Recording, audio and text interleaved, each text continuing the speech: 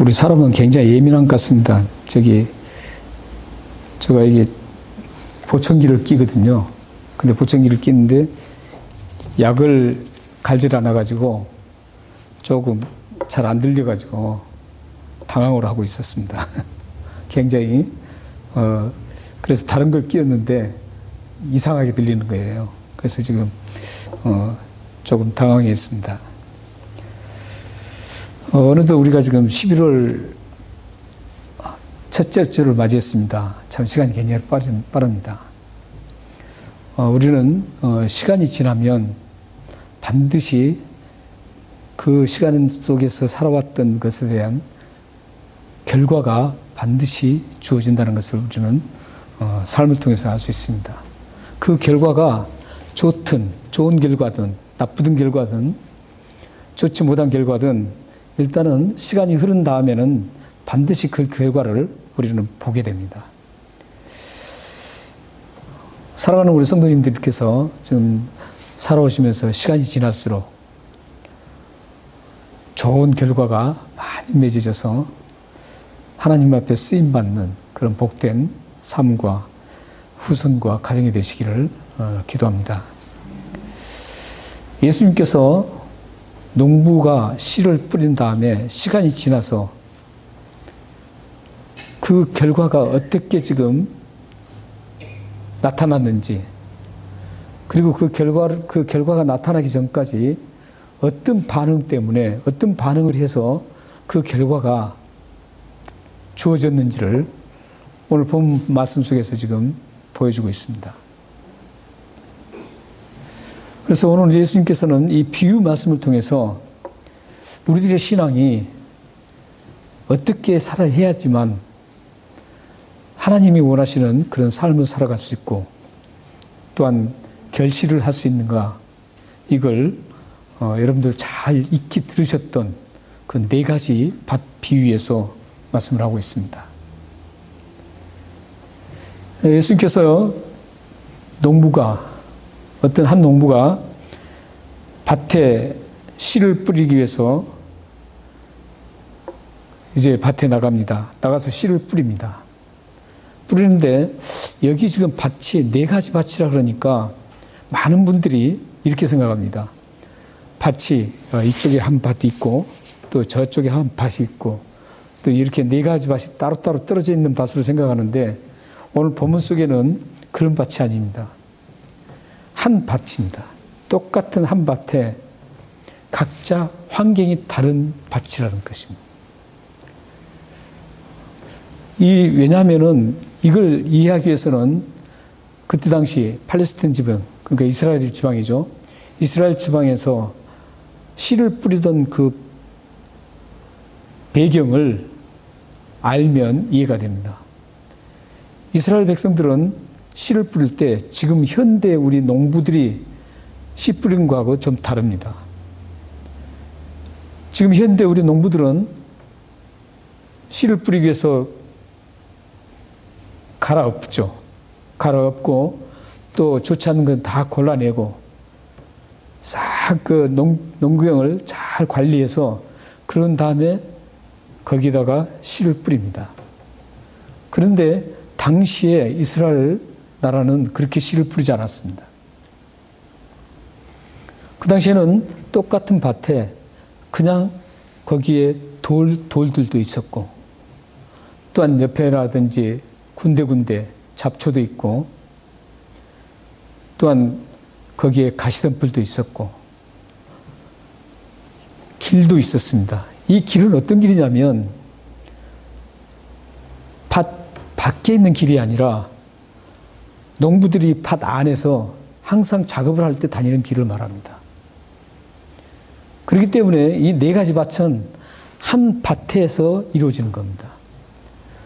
그래서 팔레스타인 이스라엘 지방에서는 그대로 그 상태에서 그냥 씨를 뿌렸습니다. 그대로 씨를 뿌렸기 때문에 어떤 씨는 그냥 농부가 씨 뿌리든지 일하러 다니는 그 밭 안에 있는 그 길에 떨어질 수도 있고요. 어떤 씨앗은 얇게 흙이 깔려 있는, 여기는 좀 바위라고 되어 있는데 마태복음이라 여기는 돌짝밭이라고 되어 있습니다. 얇게 흙이 깔려 있는 돌 위에 씨가 떨어질 수 있습니다. 그리고 어떤 씨앗은 가시덤불에 씨가 떨어집니다. 그리고 어떤 씨앗은 좋은 옥토에 떨어집니다. 이렇게 네 가지 형태를 갖춘 밭입니다. 그래서 농부가 씨를 뿌리면은 다 좋은 데만 떨어진 게 아니라 길가에도 떨어지고, 또한 돌짝에도 떨어지고, 가시덤불에도 떨어지고, 좋은 옥토에도 떨어집니다. 이제 이 농부가 이렇게 뿌렸습니다. 뿌렸는데 이 네 가지 밭의 특징들이 나타납니다. 뿌렸는데 이 옥토의 길가에 떨어진 씨앗, 길가에 떨어진 씨앗은 전혀 반응이 없습니다. 오늘 말씀 잘 보세요. 보시면 길가에 떨어졌는데 전혀 반응이 없습니다. 그리고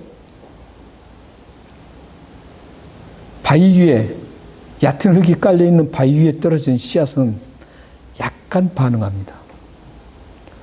그리고 가시덤불에 떨어진 씨앗은 그 반응이 대단합니다.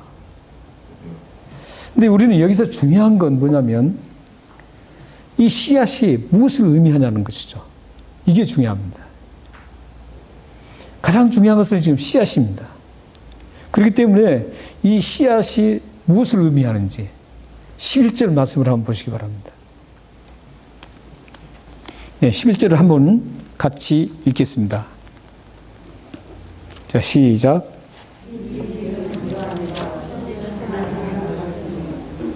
네, 뭐라 그럽니까? 시가 말씀이라 그럽니다.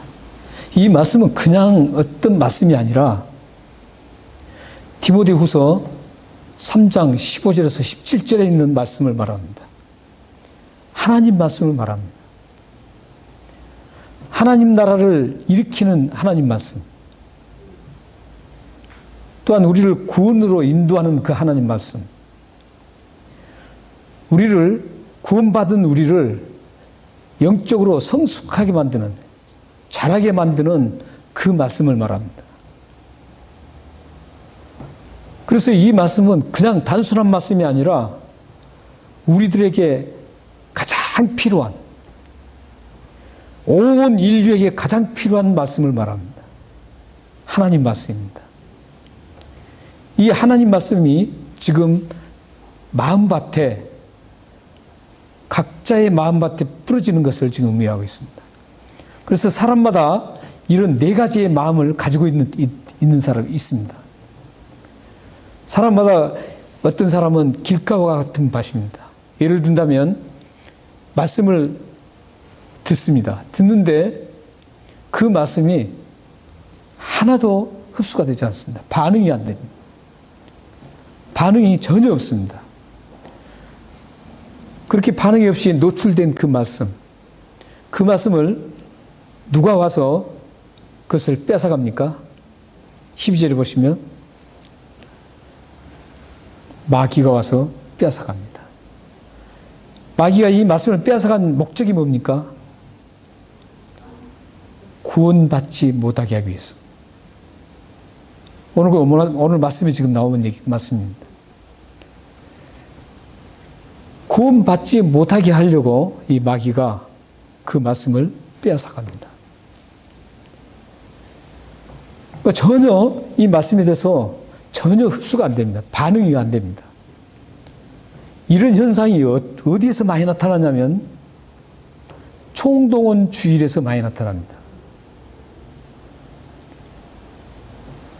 한국에 몇 해 전에는 한국에 총동원 주일이라는 게 굉장히 유행했습니다. 그 시드니에서도 막 굉장히 있습니다. 총동원 주일을 할 때는 예수 믿지 않는 사람을 이제 전도하려는 목적이죠. 그건 좋은 목적입니다. 근데 문제는 순수하게 복음을 전하기 위해서 초청하는 게 아니라 선물을 주면서 초청을 합니다. 선물 받으러 오라는 겁니다. 선물 받으러 오라 그래서 모두가 어떤 교회는 뭐 금반지도 주고 어떤 교회는 가면은 뭐 듬뿍한 선물을 많이 가져옵니다.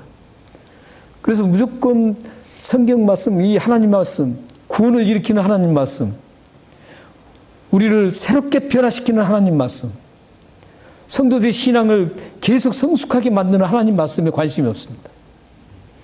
오직 그 선물 받으러 가는 겁니다. 거기 앉아서 하나님 말씀을 전할 때 그 사람들에게는 어떤 현상이 일어납니까? 전혀 그 말씀에 대해서 반응이 없습니다. 이런 현상입니다. 그 다음에 이제 두 번째 밭이 나오죠. 두 번째 밭이 얕은 흙 위에 돌짝밭에 떨어진 씨앗입니다. 돌짝밭에 얕은 흙에 이제 떨어지는 씨앗인데 그 씨앗은 특징이 뭐냐면 말씀을 딱 받고 즉시 반응합니다. 기쁘게 반응합니다.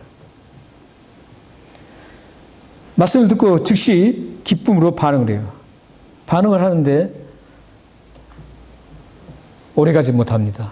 지속되지 못합니다. 왜 지속되지 못하냐면 시련 때문입니다. 말씀을 듣고 굉장히 기뻤습니다. 야, 그래, 이 말씀이야. 이건 나에게 주신 말씀 같다 하면서 막 굉장히 기쁨을 느꼈습니다. 그런데 시련이 다가왔습니다. 시련이 오니까 거기서 그 시련으로 인해서 무너지고 맙니다. 그 가졌던 그 기쁨과 그 말씀에 대한 반응이 전혀 없이 다 사라져버립니다. 무엇 때문에 그랬나요? 시련 때문에. 그런데 욥기 보면은, 욥기서에 보면, 욥기에 띄우실 겁니다. 욥기 23장 10절 말씀에 보면, 욥이 고백한 말씀이 있습니다. 욥은 엄청난, 여러분들 잘 아신 것처럼, 욥처럼 그렇게 고통을 당하고 고난을 당한 사람은 쉽게 찾아볼 수 없는 사람입니다. 그런데 그런 엄청난 시련 속에서 고백한 말씀입니다. 함께 읽어보겠습니다. 자, 시작. 그러나 내가 가는 길을 그가 아시나니 그가 나를 단련하신 후에는 내가 순금같이 되어 나오리라. 욥은 지금 그 엄청난 시련 가운데서 그가 나의 가는 길을 아신다. 그는 누굽니까? 하나님이세요. 하나님이 나의 가는 길을 아신다. 그 하나님께서 나를 단련하신 후에 내가 순금같이 나올 것이라는 것이죠. 똑같은 시련을 당하는데 어떤 사람은 거기서 무너집니다. 어떤 사람은 욥처럼 단련되어서 그 시련을 통해서 단련되어서 순금과 같이 정금처럼 나옵니다. 아름다운 고귀한 신앙의 품격으로, 인격으로 다듬어져서 하나님의 영광을 돌려드리는 멋진 사람으로 나옵니다. 똑같은 시련인데 그렇습니다. 왜 이렇게 됐을까요?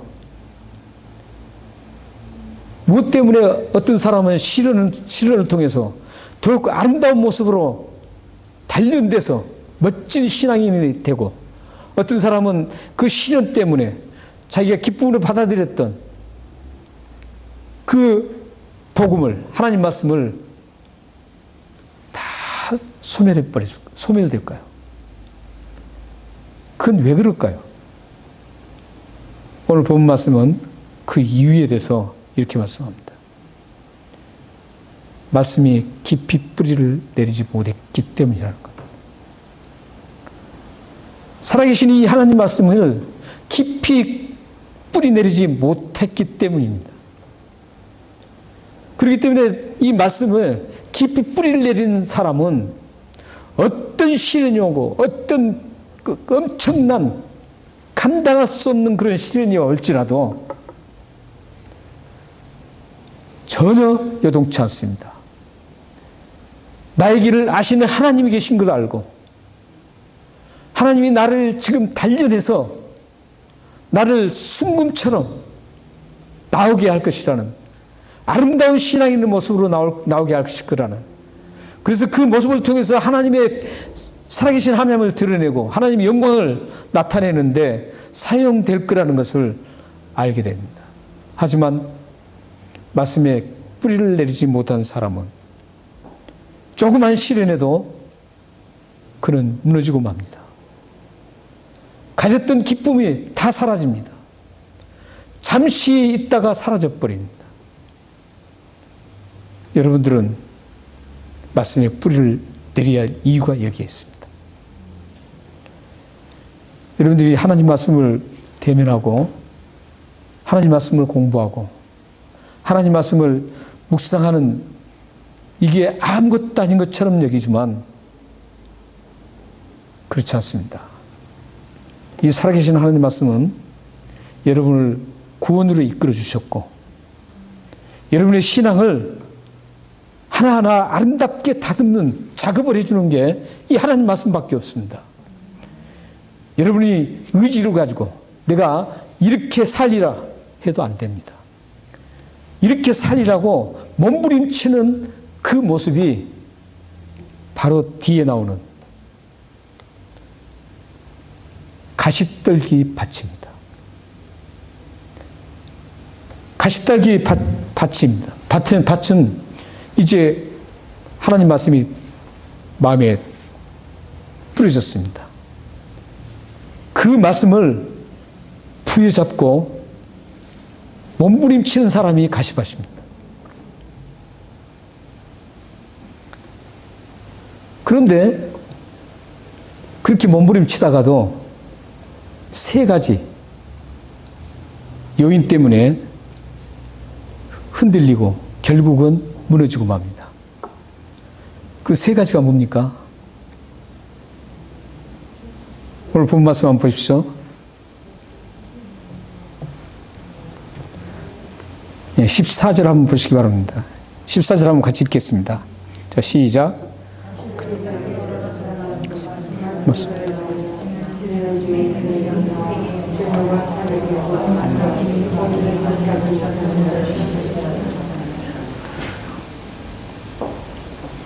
이생의 염려와 재물과 향락 때문에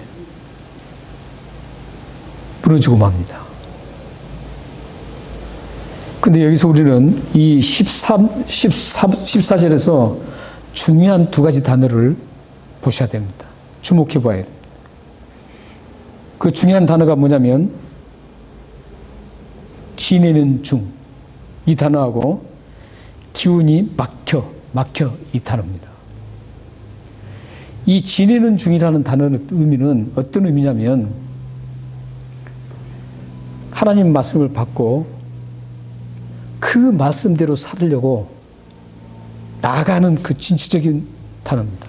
그런 뜻입니다. 그냥 지낸다 이런 뜻이 아닙니다. 그 말씀을 부여잡고 몸부림치면서 그 말씀대로 살아보려고 몸부림치는 모습의 장면입니다. 이게. 그러니까 가시떨기에 심어진 마음밭을 가진 분들은, 신앙인들은 말씀을 듣고 몸부림치는 분들이 많습니다. 내가 이대로 한번 살아봐야지, 하나님 말씀대로 살아야지 하면서 막 애쓴 분들이 굉장히 많습니다. 지금 그런 의미입니다. 그리고 기운에 막혔다는 것은 뭐냐면 정반대의 얘기입니다. 막혔다는 것은 완전히 질식될 때까지 목을 조여오는 것을 얘기합니다. 막혔다는 뜻이. 그러니까 생명의 말씀을 듣고 그 생명의 말씀이 그를 생명으로 기운을 쫙 올리는데 그것을 못 올리게 하게, 그것을 못하도록 질식을 시키는 겁니다. 질식을 시켜서 목을 꽉 조이는 것을 의미하는 단어가 막혔다는 뜻입니다. 이 두 단어를 종합해 보면 이렇습니다. 하나님 말씀을 이제 들었습니다.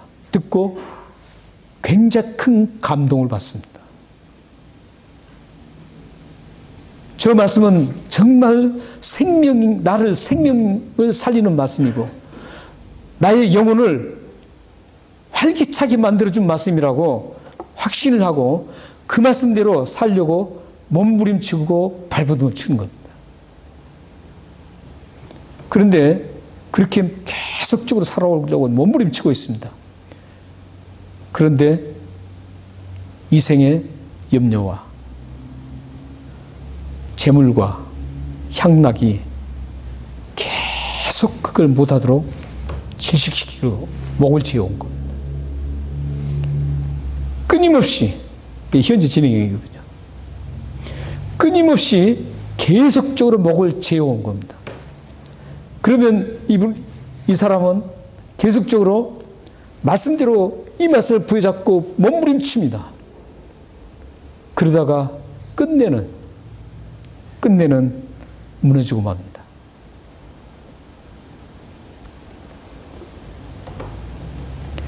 그래서 오늘 본 말씀에 14절 말씀에 보면 기운이 막혀 온전히 결실하지 못하는 자라 이렇게 하고 있습니다. 끝내는 이기지 못합니다.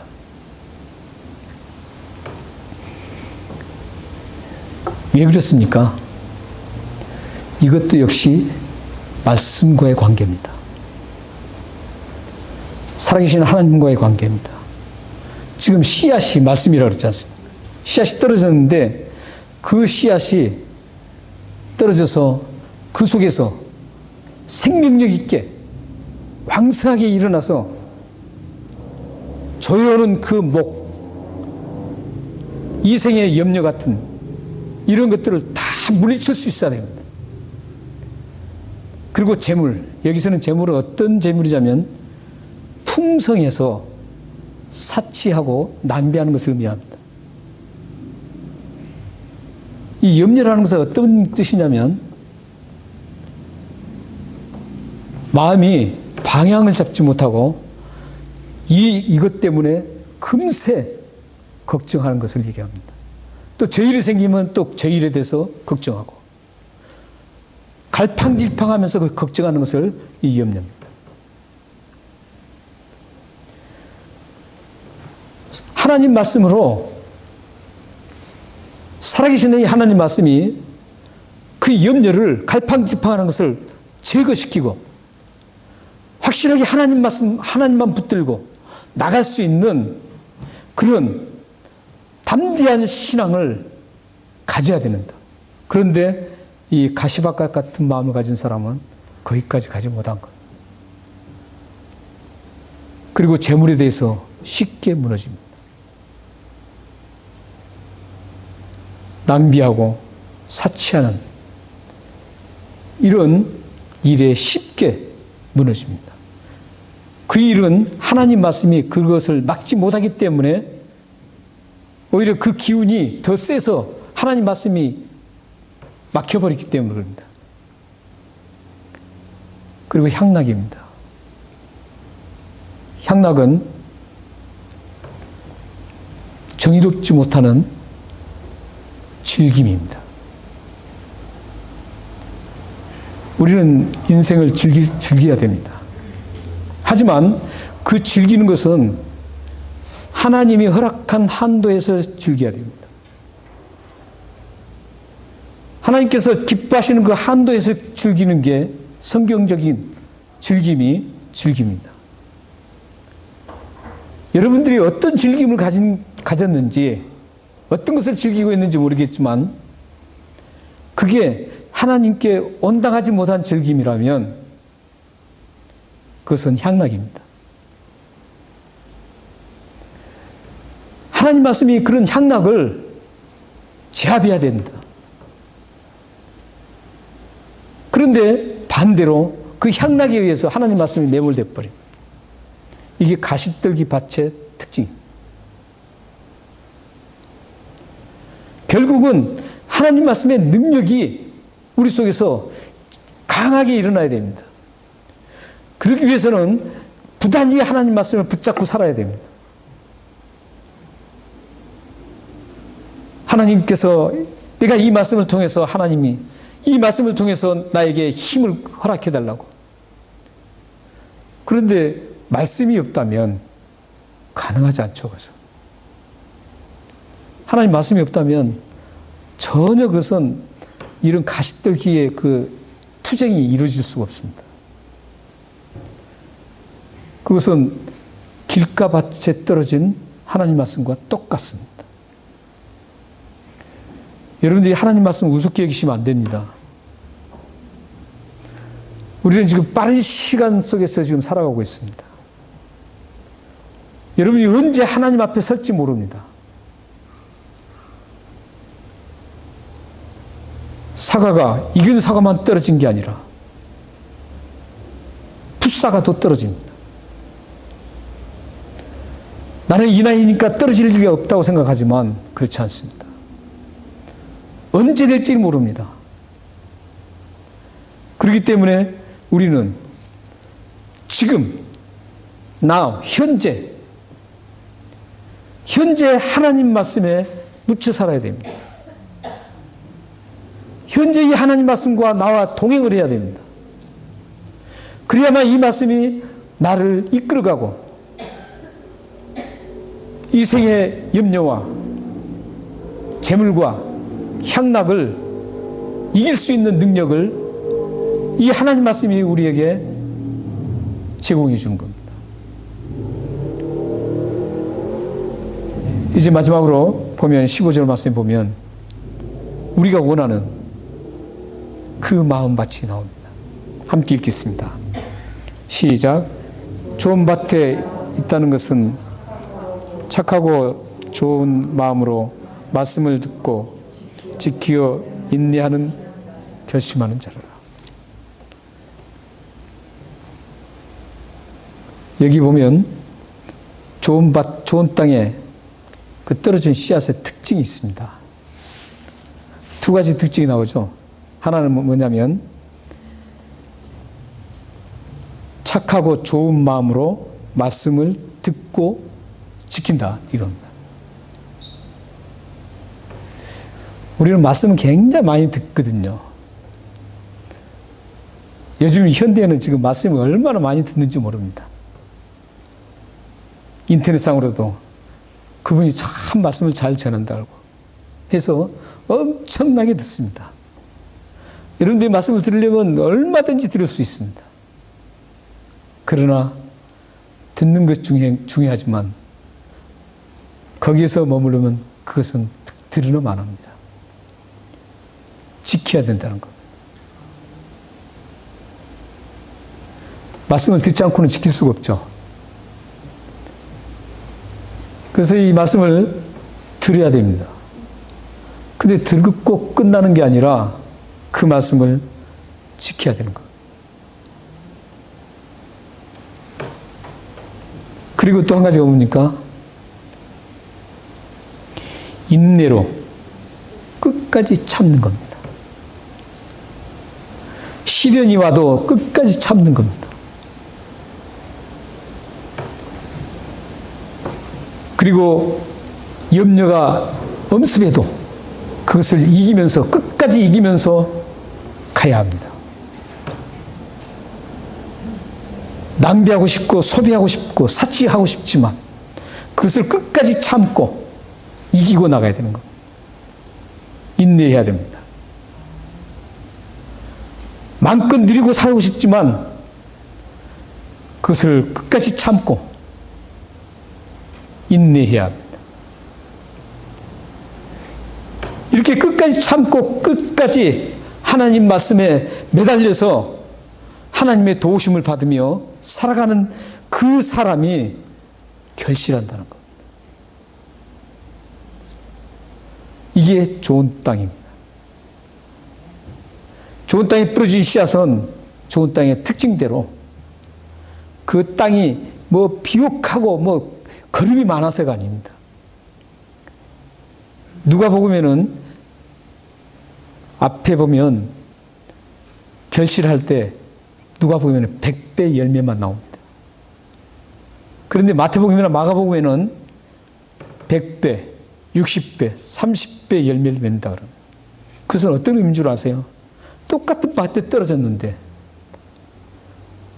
그 걸음을 생각하고 그 밭만을 생각한다면 똑같이 100배를 맞아야 된다. 그러나 거기는 100배의 열매를 맺는 것도 있고 60배 열매를 맺는 것도 있고 30배 열매를 맺는 것도 있다는 겁니다. 그것은 어떤 의미냐면 그 밭이 비록 똑같지만 거기에서 반응을 하는 것, 내가 어떻게 반응하냐에 따라서 열매가 달라진다는 것. 그러나 열매 맺는 그 자체만으로도 그것은 성공적입니다. 이처럼 우리는 이 세상에 살아가면서 네 가지의 모습으로 살아갈 수밖에 없습니다. 예수님이 오늘 이 네 가지 빛을 말씀하는 것은 모든 사람 중에 이 네 가지에 속해 있다는 겁니다.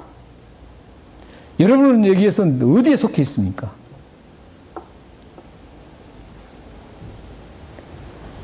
사실 이 네 가지 밭 중에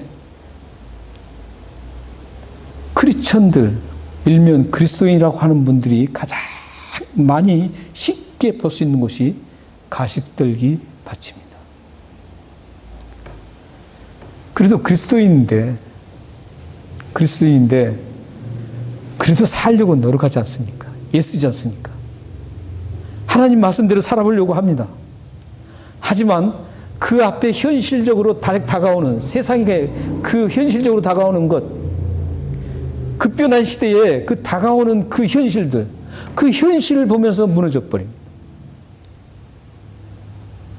이게 크리스천 사회에서 가장 많이 쉽게 볼 수 있는 모습입니다.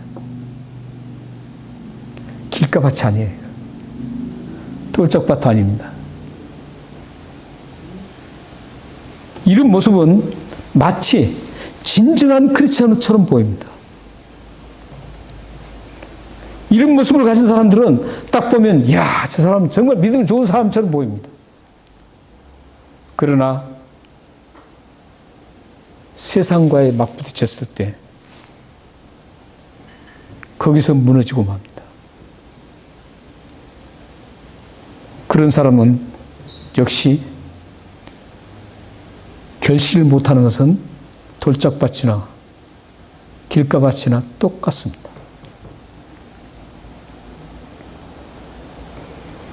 지금 예수님이 원하시는 것은 결실입니다. 열매입니다. 그래서 성경에는 수없는 열매들을 맺히도록 우리에게 권면하고 있습니다. 그 대표적인 것이 갈라디아서 5장 22절입니다.